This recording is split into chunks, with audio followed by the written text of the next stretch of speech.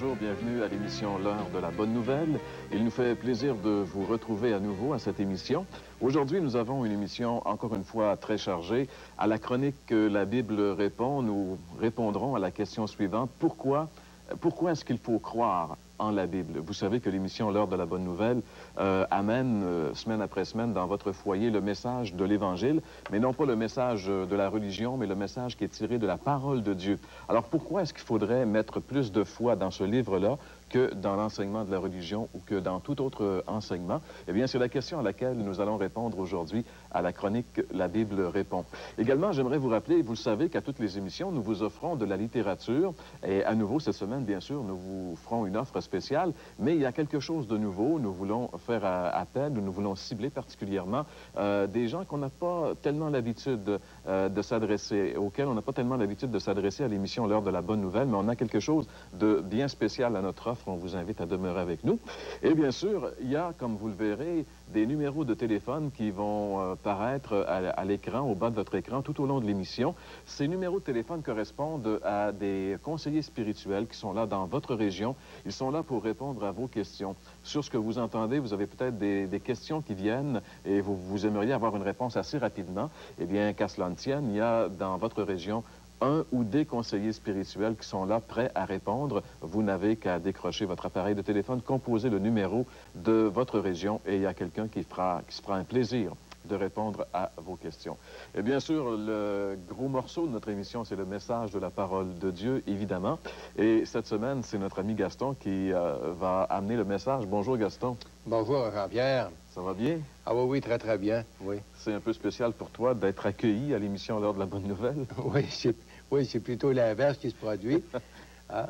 Mais aujourd'hui, on veut parler d'un sujet qui est quand même très universel. On veut parler de la mort, puis la crainte, la peur qu'ont les gens face à la mort. Et il faut quand même dire que la mort, c'est quelque chose d'universel, c'est quelque chose qui touche tous les gens. Beaucoup de gens ont déjà dit et c'est la seule justice qui existe, hein, la mort, parce que tout le monde y passe. Mais cette crainte, cette peur qu'ont les gens de la mort, il y a beaucoup de gens qui vont s'empêcher de voyager par avion, par exemple. Et puis dans le fond d'eux-mêmes, c'est qu'ils ont peur. Ils ont peur de prendre l'avion parce que la mort les fait trembler.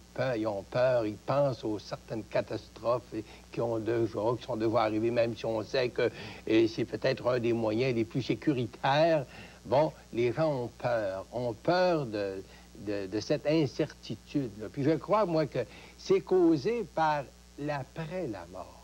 Les gens ne savent pas ce qu'ils attendent après la mort. C'est surtout ça qui fait que les gens tremblent devant la mort. Et ceux qui vont écouter l'émission aujourd'hui, Gaston, est-ce qu'ils auront au moins un message d'espoir face à la mort? Ah oui, la Bible, la parole de Dieu, hein, nous parle d'assurance. On peut savoir où on va, ce qui nous attend après la mort. Et c'est ça qui est la bonne nouvelle. Puis aujourd'hui, bien, on veut justement parler de cette assurance du salut. Et comme ça, bien, avec l'assurance du salut, la mort reste toujours la mort. Mais quand même, si on a l'assurance du salut, bien, la mort, ça peut être tout une autre chose pour nous. Et oui, Gaston, comme tu l'as si bien dit, encore une fois, c'est quand même la Bible qui peut donner aux gens une assurance face à cette éventualité qu'est la mort. Cette mort, c'est bien de le dire, parce que c'est vrai que ça fait trembler. La Bible appelle même la mort la reine des épouvantements quand même. C'est une réalité. Mais la Bible donne une assurance face à la mort. La Bible donne des assurances face à la mort. La Bible donne des réponses à toutes les questions les plus difficiles que les hommes se posent. Pourquoi, justement, la Bible donne-t-elle des réponses? Pourquoi la Bible est-elle la source de toutes ces réponses à toutes ces questions qui interrogent, qui font que les hommes sont dans des grandes interrogations? Eh bien, justement, c'est le thème de la chronique La Bible répond aujourd'hui. Pourquoi faut-il croire finalement à la Bible? Écoutons donc la chronique La Bible répond.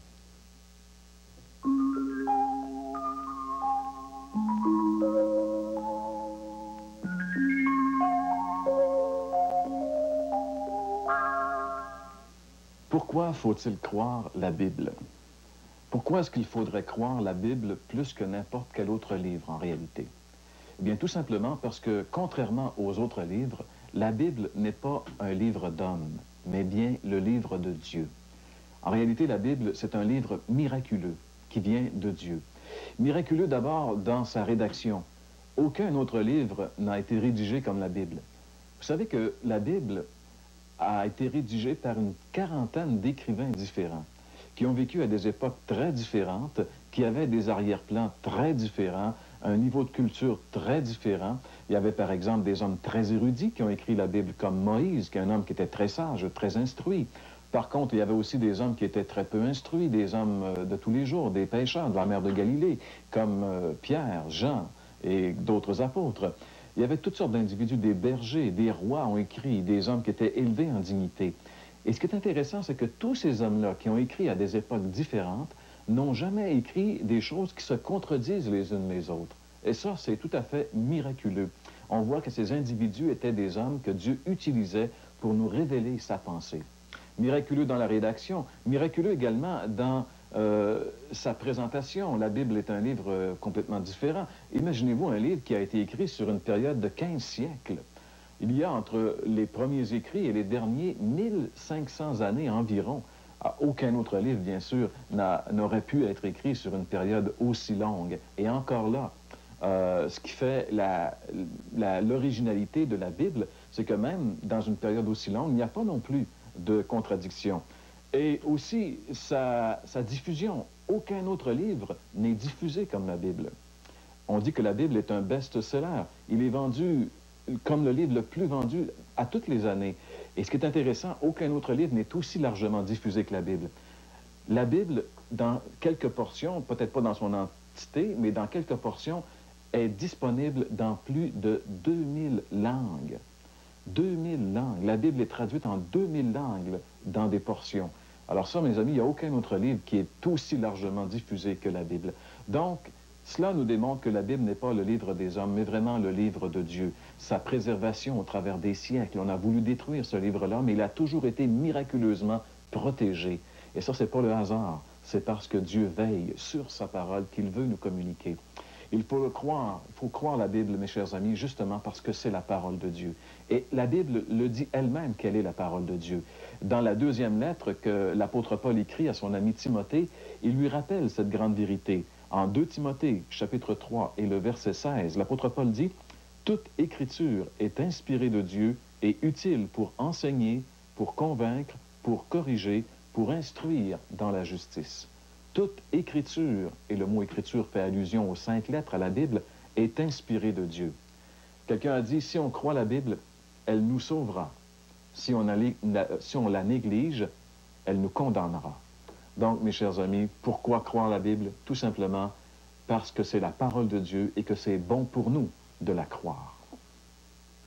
Et le Seigneur a d'ajouter, celui qui est de Dieu, il écoute la parole de Dieu. Et justement, c'est pour ça qu'ici, à l'heure de la bonne nouvelle, bien, tout ce que nous vous disons, nous vous transmettons est toujours basé sur les Écritures. C'est vrai, Jean-Pierre? Absolument, et c'est d'ailleurs le but de l'émission, de faire connaître aux gens que le merveilleux plan du salut vient de la parole de Dieu. Et à cet effet, j'aimerais vous rappeler que nous avons une offre spéciale, comme à toutes les semaines.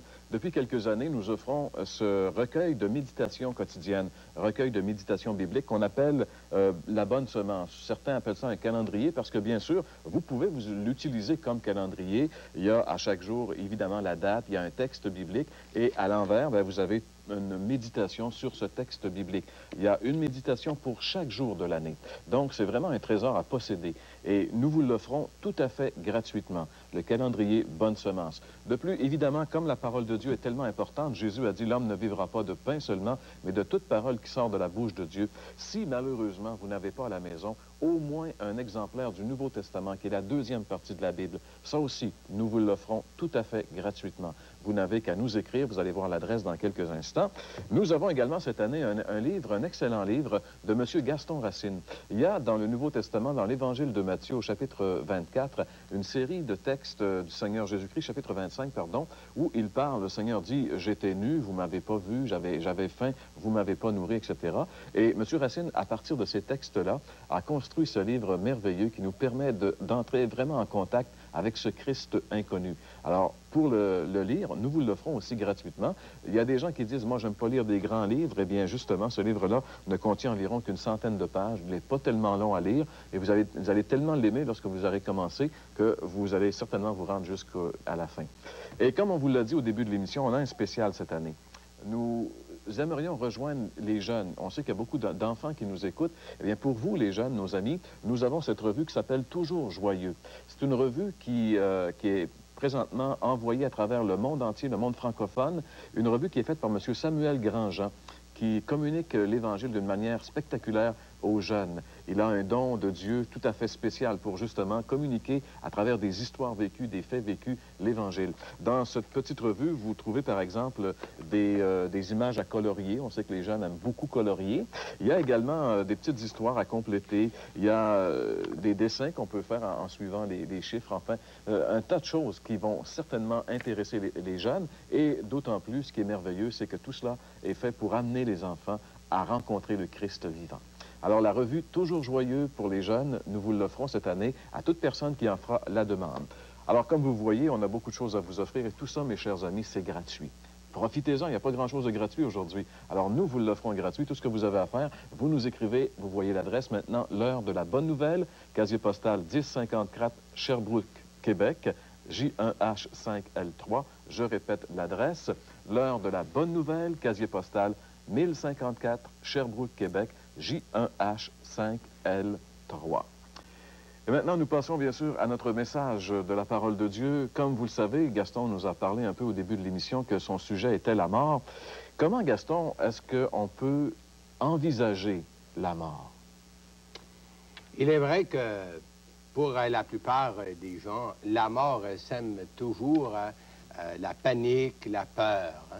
Et puis, on n'a qu'à se rappeler ce qui s'est passé au moment de ces derniers tremblements de terre, puis en particulier celui du 17 janvier en Californie.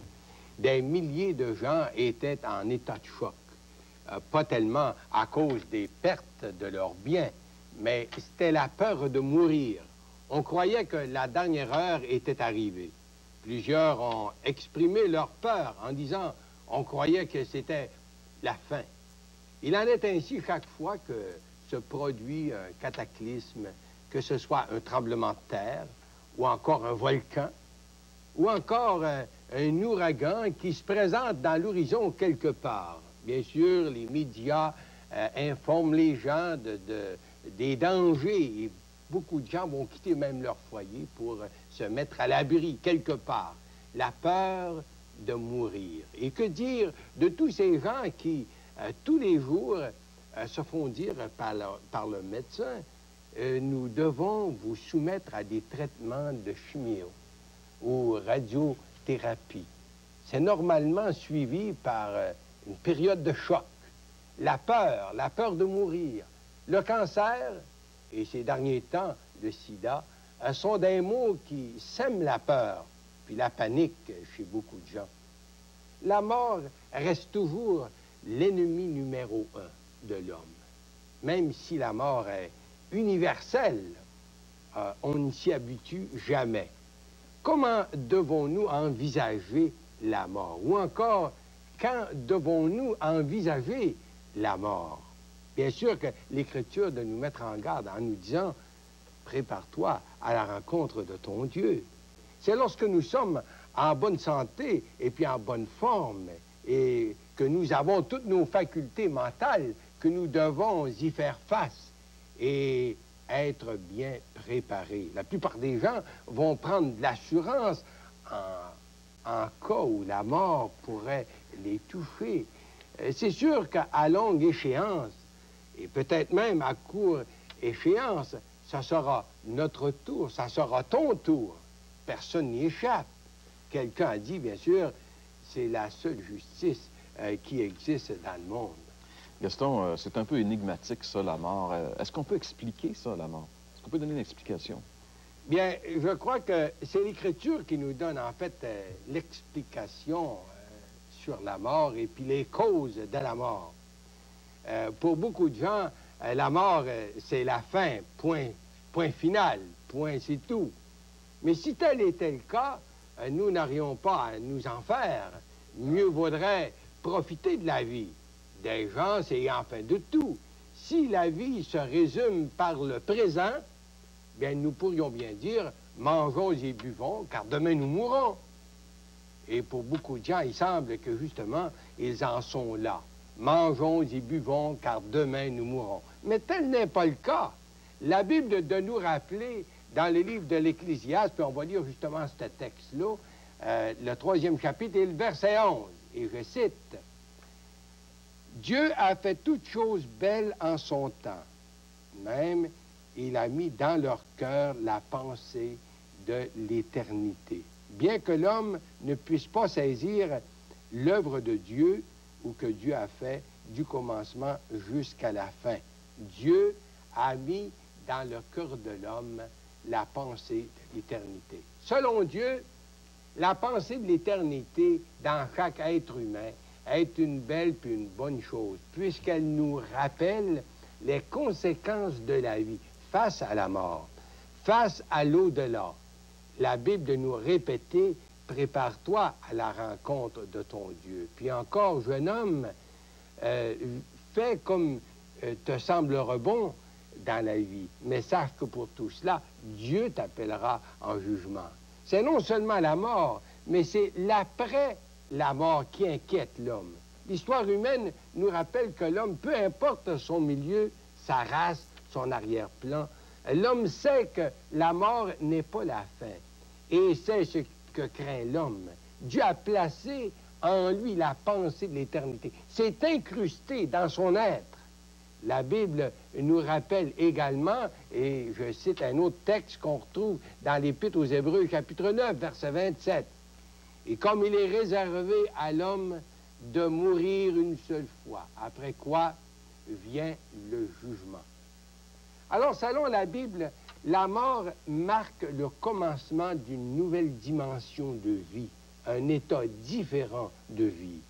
Justement, Gaston, est-ce que tu pourrais nous donner des exemples bibliques de cette vérité-là? Ah oui, tout d'abord, j'aimerais rappeler aux gens le message que tu nous as présenté il y a quelques semaines, hein, dans le chapitre Luc, le chapitre 16 hein, de Luc, où il est question du riche. On l'appelle le méchant riche, mais le riche et Lazare. Et puis tous les deux sont morts. Et puis qu'est-ce qui arrive à l'un comme l'autre après la mort? Tout d'abord, j'aimerais souligner que la Bible nous parle de deux aspects, où elle nous présente deux aspects à la mort. Il y a la mort physique, bien sûr, puis il y a aussi la mort spirituelle.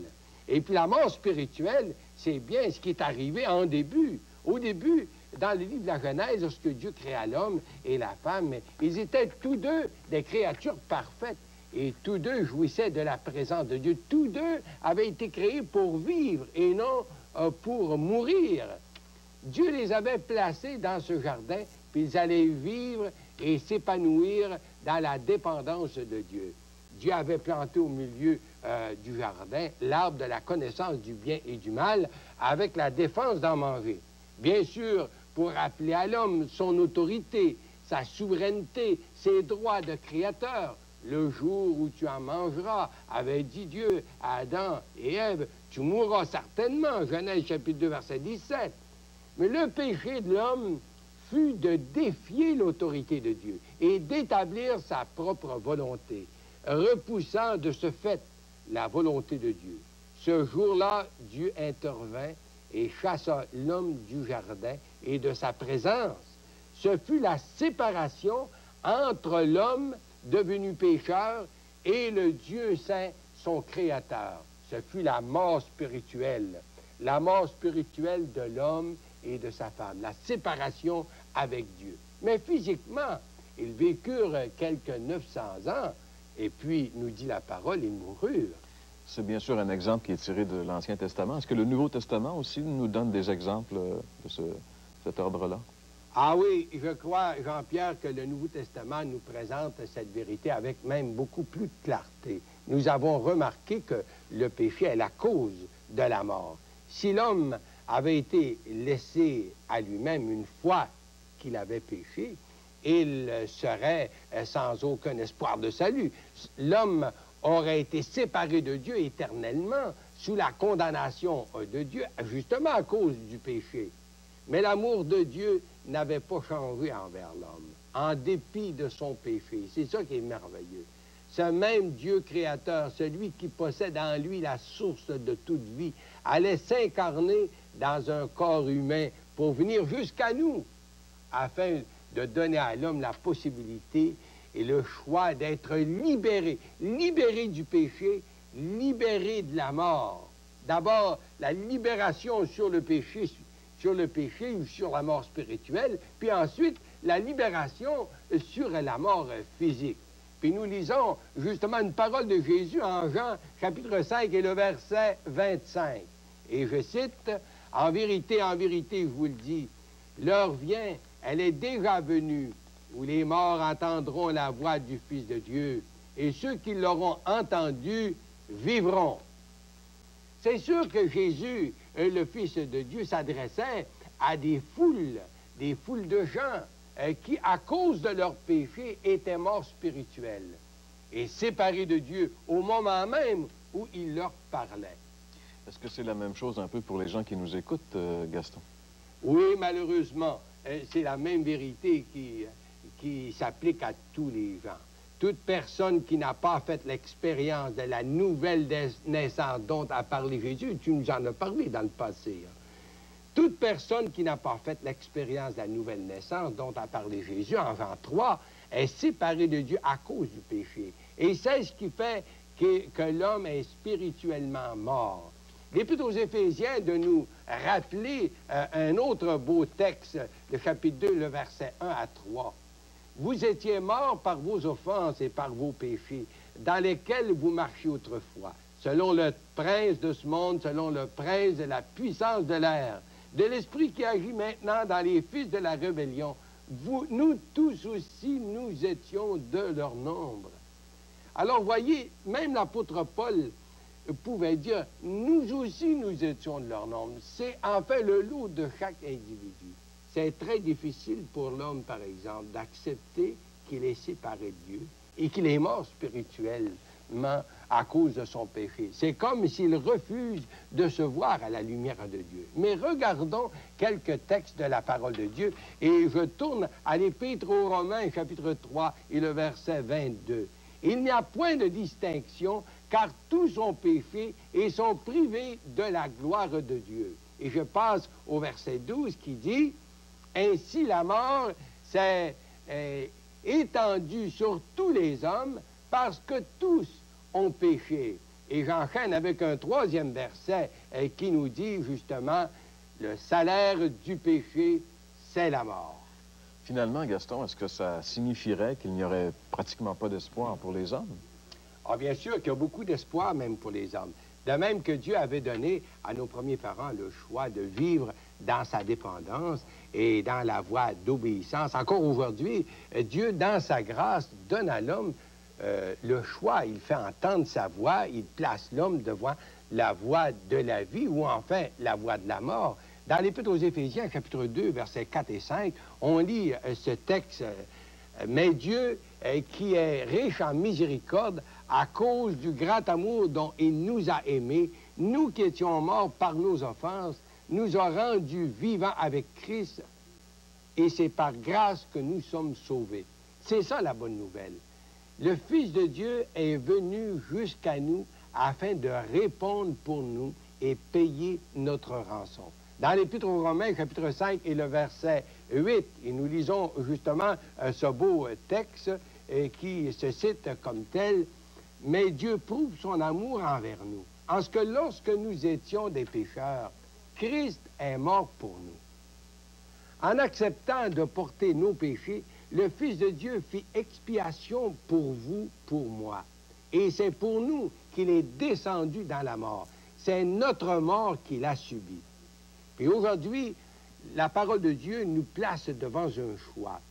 Vous devez soit accepter Jésus comme Sauveur et Seigneur, ou encore vous pouvez rester tout simplement comme vous êtes, puis esclave de vos péchés.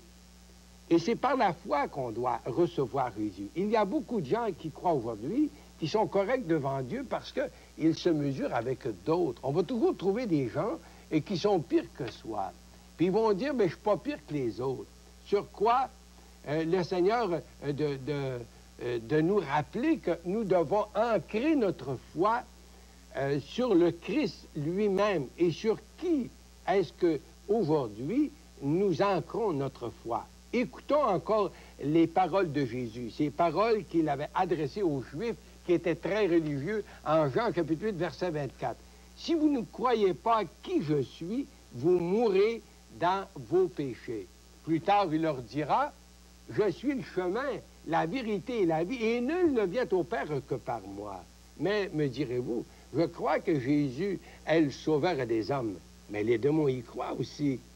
Un des reproches que Jésus avait fait aux gens religieux de son temps, c'était bien ceci, « Vous ne voulez pas venir à moi pour avoir la vie. » De croire que Jésus est le sauveur des hommes, ce n'est pas suffisant. Il faut venir à lui, il faut s'humilier devant lui et lui dire que vous êtes pécheur sans aucun mérite. Vous devez être prêt à vous engager avec lui, vous livrer tout entier et sans réserve à lui. C'est ce que fit l'apôtre Paul. Non seulement il a reconnu en Jésus son véritable sauveur, mais il lui a cédé sa vie et s'est engagé avec le Christ. Il pourra dire, pour moi, la mort m'est un gain et vivre, pour moi, c'est le Christ. Alors, cher ami, c'est à vous tourner vers le Christ et puis l'accepter comme votre sauveur personnel. Pourquoi pas le faire présentement?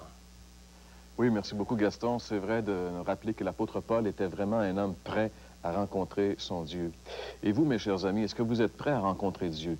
Dans l'Ancien Testament, le prophète Amos dit ceci, « Prépare-toi à rencontrer ton Dieu. » Et la seule façon d'être prêt à rencontrer Dieu, c'est d'être trouvé en Jésus-Christ. Et être trouvé en Jésus-Christ, c'est avoir déjà reçu le Christ comme Sauveur et Seigneur. Si vous ne l'avez jamais fait, faites-le maintenant, mes chers amis. Parce que vous ne savez pas le jour où la mort vous amènera devant un Dieu juste et un Dieu saint. Et parce qu'on ne sait pas le jour où on meurt, il faut se préparer dès maintenant en recevant le Christ comme sauveur personnel.